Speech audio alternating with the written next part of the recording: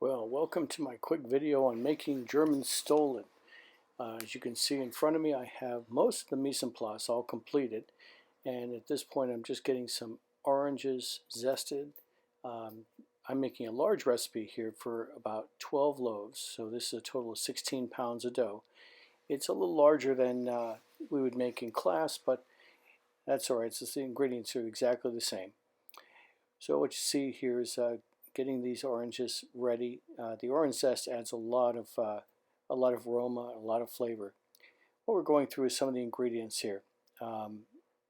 We've got a starter in the front and butter, and we've got flour, and there is no liquid in this recipe. It all calls for butter. So I'm double checking my recipe here to make sure to see which ingredients go together in the assembly process. So I'm kind of grouping things together. Here it is after being mixed.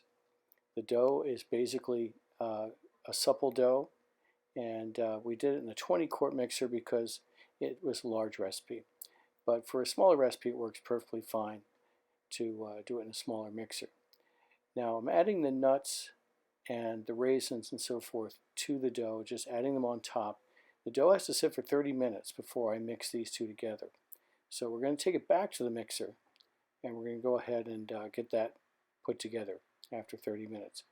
What we have here is the filling that goes inside. Now the filling is a separate part of the recipe, and you'll see that it is basically just made of almond paste and almonds and a little egg white and some sugar.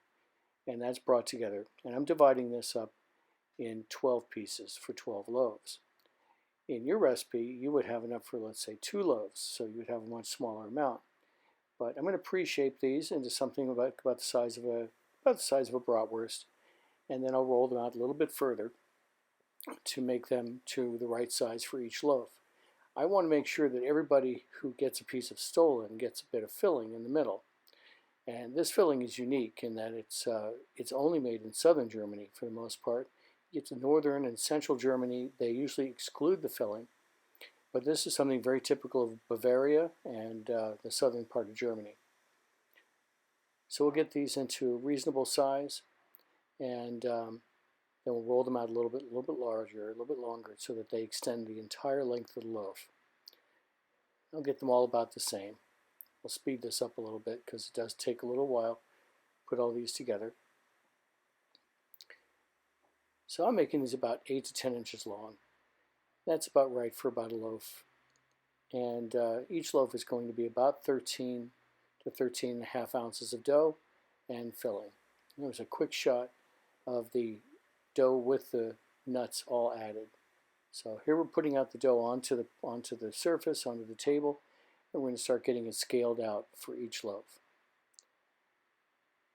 Now as we do this, I initially weighed these out for 16 ounces and found out that that was too much in order to get my yield correct, so I had to go back and double check my weight on each one because I was coming up a little short on the number of loaves. As you can see here, I double check what's going on. I've got my recipe, and I realized that I have to scale back a little bit. So I went back from 16 ounces to about 13 to 13 and a half ounces for each loaf, so that I'd have the right amount of dough to get my yield of 12 loaves. So as we work here, we'll get this all scaled out, and we'll get ready to start shaping. This only requires 30 minutes of fermentation in order to get the dough ready to be used for shaping, and then after that it's going to require about another 30 minutes or so to proof before we put it in the oven. And you can see here I'm quickly getting some, this is high speed of course, but I'm getting some of these loaves filled with filling and putting them aside. And in a moment here we go. We're going to slow it down so you can see the shaping process. I take each piece of dough, I flatten it out pretty well, down to about a ½ inch thickness. Get it pretty even so I can put my filling inside. And I scrunch my filling a little bit to make sure it fits within the loaf. And then I'm simply going to fold it on over that filling and seal it along the edge. The traditional folding for this is meant to it has some religious connotation to it. Basically, the filling of the Stollen is meant to represent the baby Jesus, and the dough is meant to be his swaddling clothes. So you wrap the swaddling clothes over the baby and seal it closed. And that is something that goes back to the old German, the old German tradition of Catholicism in Germany, all before, of course, the Reformation and before Martin Luther came along. But this is a very traditional Christmas and special event type of bread that goes back to about the 14 or 1500s when it was first created. And the idea, again, was to represent the season, so to represent the Christmas season. Very important for all Christians, whether it be Catholic or Protestant.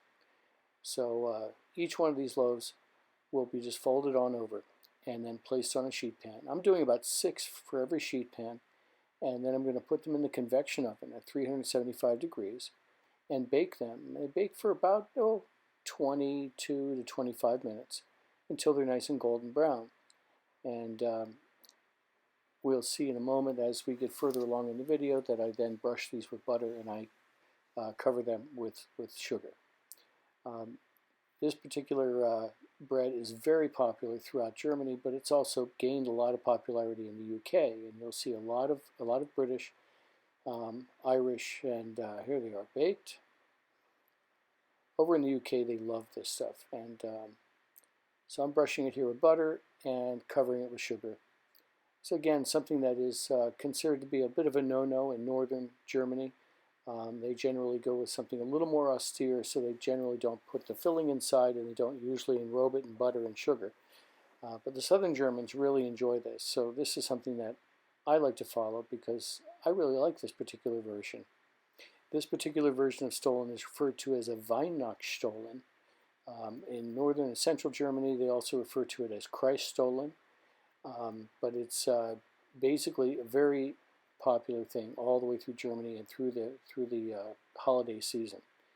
And as I was saying earlier, other countries, other people in other countries are starting to gather popularity with this, and it's really gaining steam in the UK, Ireland, and Scotland. Partly because it's just really good.